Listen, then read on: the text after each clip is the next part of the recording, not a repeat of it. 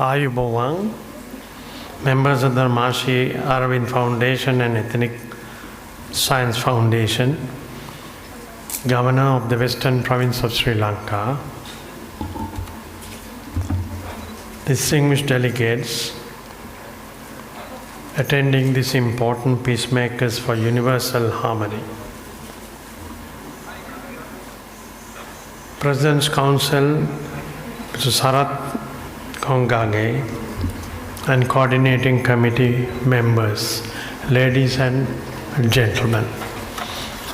I am privileged to address you at this important convention, as peace and harmony are the most essential factors to finding lasting solutions to the conflicts, racial or communal issues, as well as global phenomena of mistrust.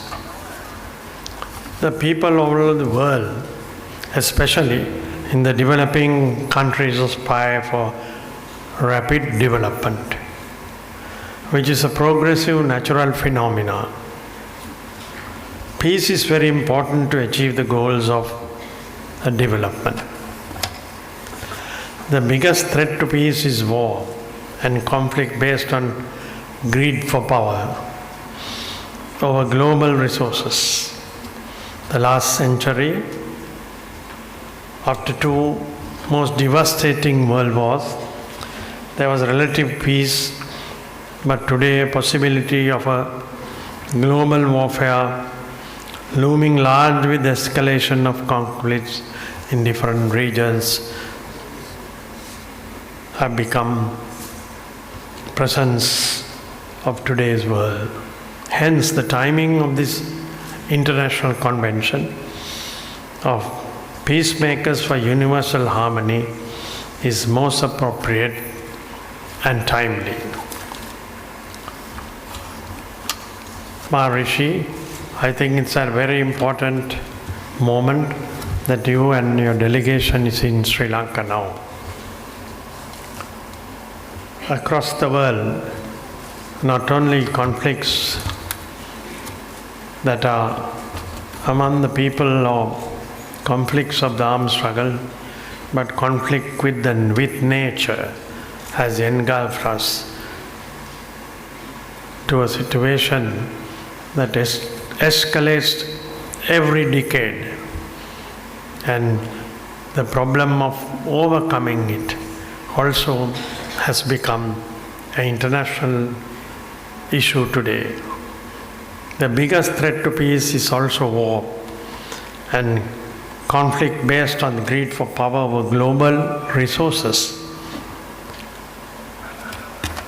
When we watch television clippings of brutalities of war, we become numb with shock. That is because the people are generally peace-loving and repulse violence.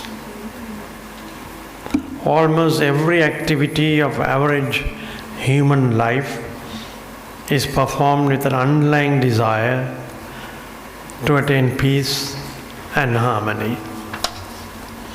That desire comes to us from our ancient civilization. In the Vedas, Eastern spiritual leaders and our most venerated teachers, Gautama the Buddha, the greatest son of India, and others, taught us that if we move away from the fundamentals of human nature, result will be untold misery and suffering. To alleviate suffering, all the spiritual leaders, religious leaders showed us the path to take. But today man gets caught in the vicious cycle once again because of either ignorance or indifference to humanity and human lives.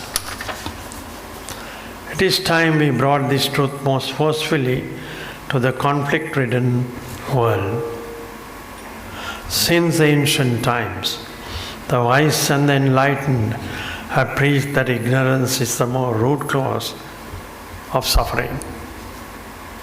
Ignorance about the true nature of humanity creates crisis in individuals, communities, nations, regions, and across the world.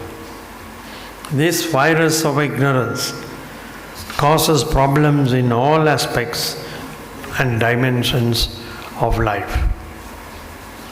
As the concept note for the convention stated, the Global Peace and Harmony Index is rapidly declining as many countries today are passing through high degree of turbulence caused by social, economic, geopolitical, and environmental disturbances. Cruel and violent killings of humans and animals have become rampant globally. The powerful countries with advanced capabilities are exercising their dominance on the weaker ones. All this indicates damaging the potential of this virus of ignorance. Based on the teachings of our enlightened and visionary ancestors, we must strive to propagate the human values of the world stage. Mr. G, members of the delegation,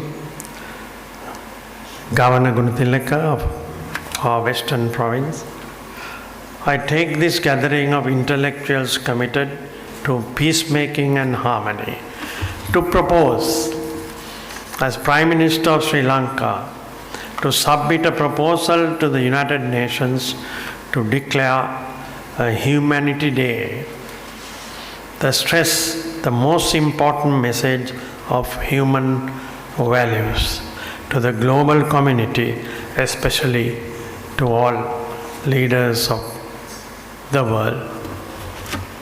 I also urge the distinguished delegates to deliberate the important issues of peacemaking, harmony, and come up with ideas and suggestions, as well as possible ways and means of disseminating this concept to the world at large.